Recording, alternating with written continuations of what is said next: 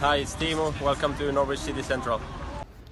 Hello everybody, Lewis, Norwich City Central, and welcome back to another match day experience. And it's been a while since I've uploaded on the channel, so it's good to be back. It's great to be back. But watching Norwich City today, it could be a painful one, or it could be a real good opportunity to kickstart our season. And yet again, it does feel quite a defining game this early on in the season. God, the last match day experience on the channel was Arsenal, and quite a few things have changed. Not really the results, which is what we would have wanted, but in terms of the style of system. Defensively, I think we look better. I think that the back five makes us look better defensively, but God, going forward, it probably makes us look worse. So Daniel Farke's got to try and find that right balance, and he's got to do it quite quickly. This is a game against Brighton at home. Brighton have been one of the underdogs so far this season. There's no reason why Norwich City can't replicate the form of Brighton and Brentford in terms of the players on paper. I'm not saying that we should be going, be 7th or 8th in the table, but Norwich City have got to be doing better than what they are if they want any real chance whatsoever of trying to stay up. So it's going to be a tough game. Brighton have got a very good defensive record, but yeah, Norwich City have got to start picking up points and quickly, because it could be quite a toxic afternoon at Carrow Road, and you don't want to see that so early on in the season. I trust Daniel Farke. I hope it's going to work out, but yeah, I think a lot of Norwich City fans are feeling quite pessimistic, but I'm still hoping that it's going to be a Norwich City victory. I'm still, believe it's going to be a great atmosphere at Carrow Road, and let's hope we can really kickstart our season against Brighton. So follow me around for the matchday experience at the Barclay, and hopefully come the end of this video we'll be celebrating, and then things will look a little bit rosier in the yellow and green persuasion. So thank you for watching.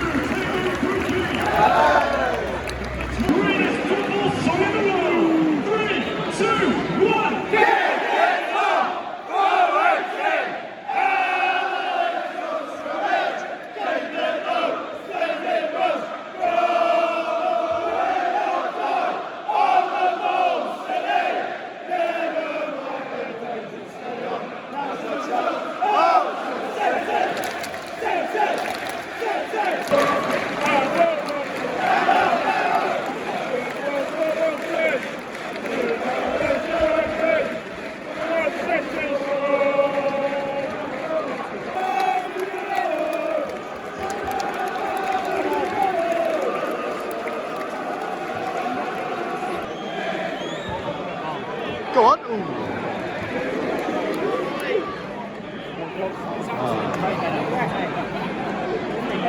Shoot! Shoot!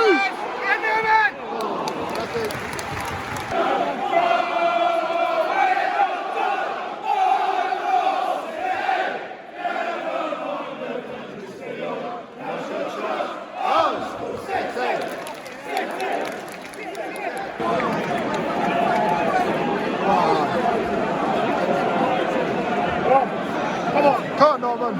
Come on, Norman.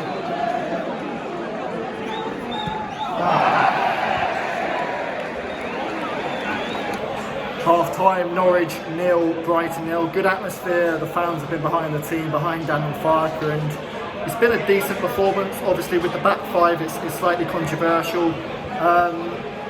But Norwich have got to take their chances, because this Brighton team, and it's the same with Leicester a few weeks back, are putting in their worst performance of the season. Brighton, who have been so good this season, have had a terrible first half performance, and they've only conceded 4 or 5 goals this season. They're so well drilled, and they've been all over the place, and Norwich have got to take those chances. Norwich have really only got a long ball. I think, missing the shooters, Ollis, Campbell, is disappointing, and they've got the long ball, but the long ball somehow is working. And Sargent, how has he not scored that? Norwich is missing the season, and that could be really costly. I don't think the ball was even reaching the 6-yard box. It looked like a certain goal.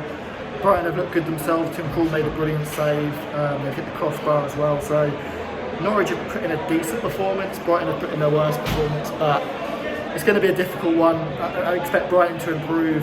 I want to see a bit more from Norwich, kind of connecting up the play in the middle. But so far, it's going okay. Big second half now. Come on, you Yellows.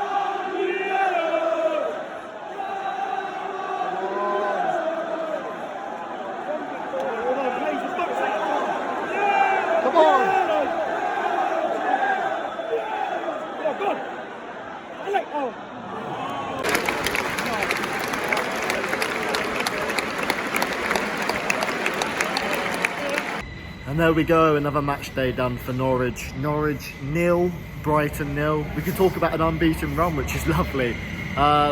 Difficult one to process today. Norwich City, it was an improved performance. I was pleased with lots of aspects of it, particularly defensively. We look so much better defensively now at the back. I thought Grant Hanley was absolutely excellent alongside Kabak. So that was really good. We created some chances today, albeit our big chances came from Brighton mistakes. Brighton having Sanchez made the goalkeeper makes a huge error. An error he makes once every season, or once every few seasons, and Josh Sargent's got an open goal, and missing that is what the Premier League's all about, and they haunt you, those awful misses. And Norwich had a couple of other really good opportunities, which yet again came from Brighton mistakes. I'd like to see kind of Norwich City create more chances where it's through kind of individual brilliance, and we're missing the likes of Rashida, Ollis, Campbell, maybe even Buendia to do that. But look, Norwich City created chances today. But yeah, coming from the game, happy with a lot of aspects of the performance, particularly defensively. But although Brighton have been doing really well this season, I think they started the day in 6th or 7th. They were really poor today, and I'm sure a lot of Brighton fans will tell you that was their worst performance of the season without a doubt. And when you're fighting for your lives, Norwich City you've got to exploit that. You've got to take your chances. So positives to take, but Norwich City, the real missed opportunity to get 3 points. And looking at Norwich's away record, where Farke is only one game away from home in his Premier League era. You've got to take advantage of these home games, and Norwich haven't quite been able to do that today. Also just one open play goal in the last 8 Premier League games. Didn't have many open play goals after lockdown as well. So the defensive aspect is really good, but just improving attacking going forward. And the Norwich City might have something, but positives to take today. I'd love to hear your thoughts down below in the comment section. A great atmosphere at Carrow Road. Norwich 0, Brighton 0. Norwich moved to the dizzy heights of getting 2 points. Thank you for watching. Subscribe to Norwich City Central if you're new, and I'll see you later.